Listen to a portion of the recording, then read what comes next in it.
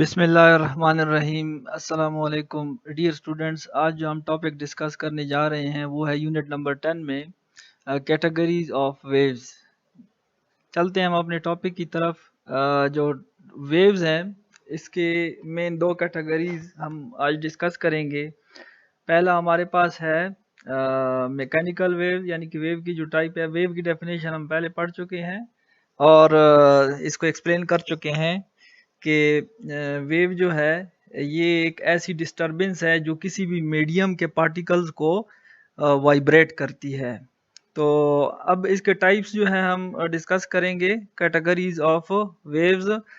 तो सबसे पहले हमारे पास है इसका मैकेनिकल वेव्स, और मैकेनिकल वेव्स के आगे सब टाइप्स हैं दो, एक ट्रांसवर्स वेव्स हैं और एक लॉन्गिट्यूडनल वेव्स हैं। और जो दूसरे मेन कैटेगरी है वेव की वो है electromagnetic waves. Electromagnetic waves basically ऐसी वेव्स होती हैं जिसको ट्रैवल करने के लिए किसी मीडियम की ज़रूरत नहीं होती। और जो मैकेनिकल वेव्स हैं ये इसको ट्रैवल करने के लिए किसी एक मीडियम की ज़रूरत होती है जिसमें से ये ट्रैवल करती है। फिर मैकेनिकल वेव्स की आगे दो टाइप्स हैं, एक ट्रांसवर्स वेव्स हैं और एक लॉन्गिट्यूडनल वेव्स हैं।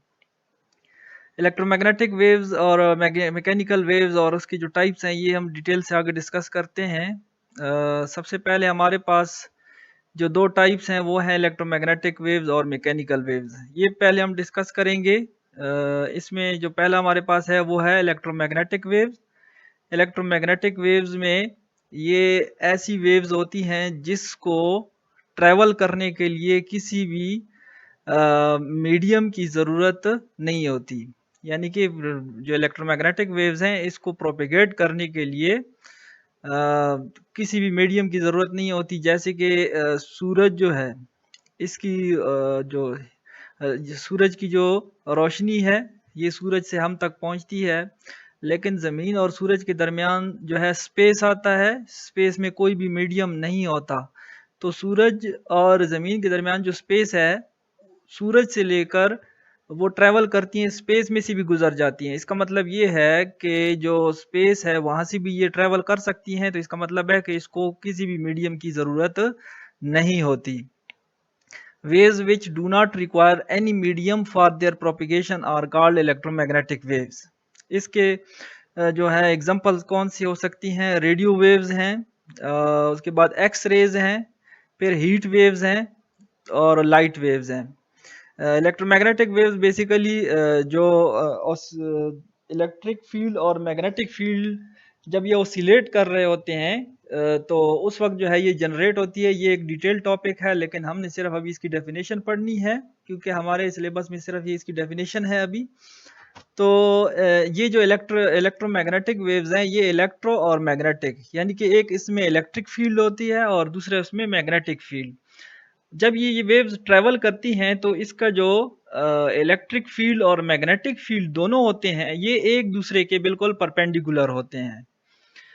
जैसे एक अगर मिसाल लेते हैं परपेंडिकुलर, म्यूचुअली परपेंडिकुलर कैसे हो सकते हैं? जैसे एक दीवार है, किसी एक रूम के कमरे की एक दीवार है और इसका जो फर्श है, ये दोनों आपस में 90 डिग्री का एंगल बना रहे होते हैं, तो ये आपस में दोनों म्यूचुअली परपेंडिकुलर होते हैं। तो इलेक्ट्रोमैग्नेटिक वेव्स में क्योंकि ये एक इलेक्ट्रो और दूसरा मैग्नेट, तो इलेक्ट्रोमैग्नेटिक वेव्स जो है उसमें दो फील्ड्स होती हैं, एक इसमें इलेक्ट्रिक फील्ड और दूसरी मैग्नेटिक फील्ड। और जब ये ट्रेवल कर रही होती हैं तो इलेक्ट्रिक और मैग्नेटिक फील्ड उसमें दोनों एक दूसरे के बिल्कुल परपेंडिकुलर होते हैं। उसके बाद हमारे पास मैकेनिकल वेव्स हैं, यानी कि वेव की दूसरी जो टाइप्स है वो मैकेनिकल वेव्स है। ये मैकेनिकल वेव्स उसके बिल्कुल जो है वो उलट है। वो कैसा है कि waves which require any medium for their propagation are called mechanical waves, यानी कि ऐसी वेव्स जिनको प्रोपेगेट करने के लिए, ट्रैवल करने के लिए मीडियम की ज़रूरत होती है, बगैर मीडियम के वो ट्रैवल नहीं कर सकती, तो उसको हम मैकेनिकल वेव्स कहते हैं। जैसे वाटर वेव्स हैं, साउंड वेव्स हैं, जो आवाज़ है ये अब इस तरह है कि मिसाल के तौर पर ज़मीन पे हम देख रहे होते हैं कि ज़मीन के ऊपर एक एटमॉस्फेयर पाया जाता है जिसमें एयर और मुख्तलिफ गैसेस के पार्टिकल जो हैं वो मौजूद हैं।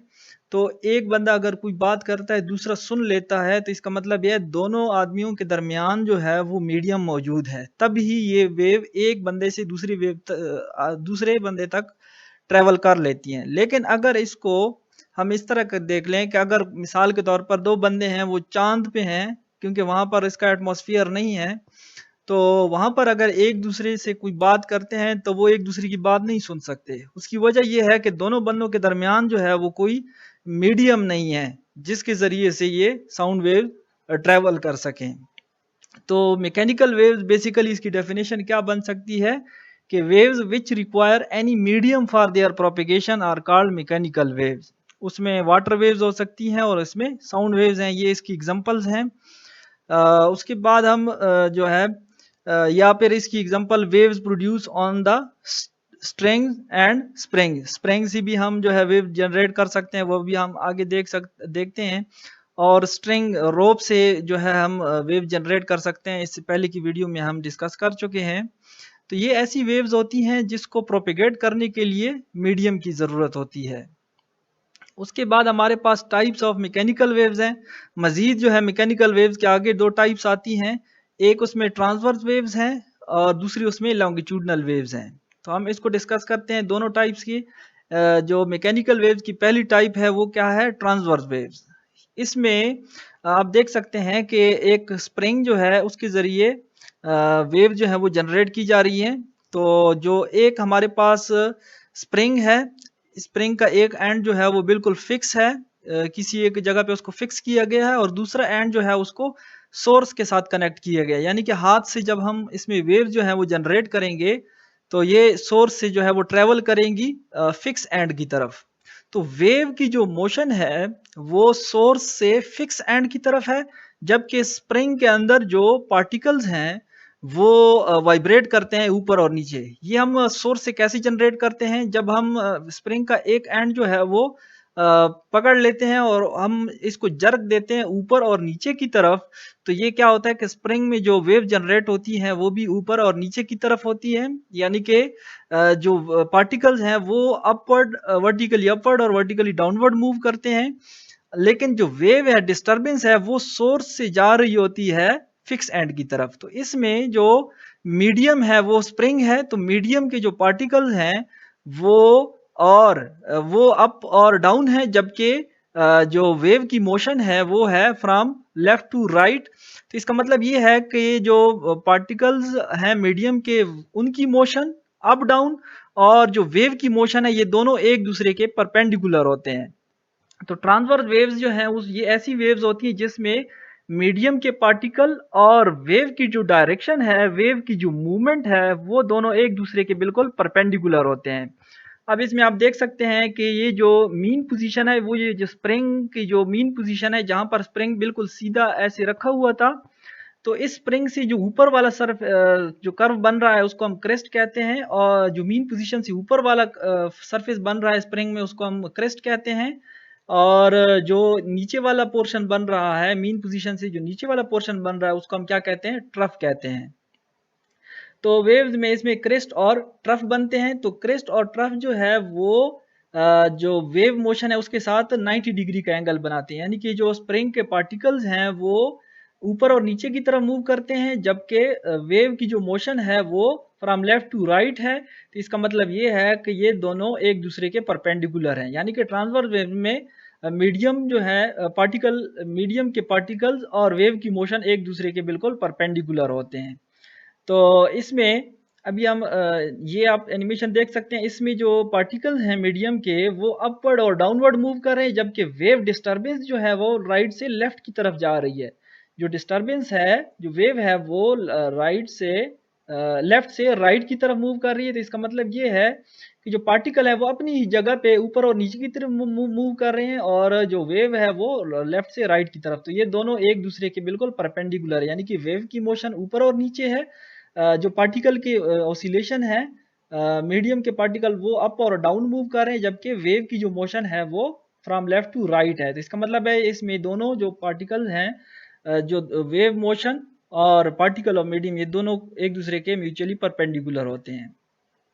उसके बाद ट्रांसवर्स इसके बाद ट्रांसवर्स वेव्स हैं। ट्रांसवर्स वेव्स जो है ये ऐसी वेव्स होती हैं जिसमें जो मीडियम के पार्टिकल्स हैं वो यही अभी जो हमने ऊपर डिस्कस किया है इसी की डेफिनेशन हम अब जो है वो देखते हैं। तो waves in which the vibratory motion of particles of the medium is perpendicular to the direction of propagation of waves, यानी कि वेव की जो प्रोपिगेशन है वो और जो वाइब्रेटरी मोशन ऑफ पार्टिकल्स हैं वो दोनों एक दूसरे के परपेंडिकुलर होती हैं, इसलिए इसको ट्रांसवर्स वेव कहा जाता है। जैसे फॉर एग्जांपल वाटर वेव्स हैं।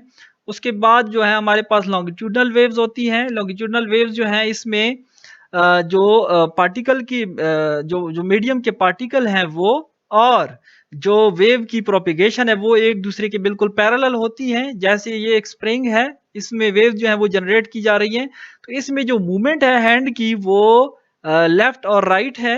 तो इसमें जो वेव जो है जनरेट हो रही है इसमें मतलब कि जो डिस्टरबेंस है वो भी क्या हो रही है कि सोर्स से फिक्स पॉइंट तक जो है वो ट्रेवल कर रही है।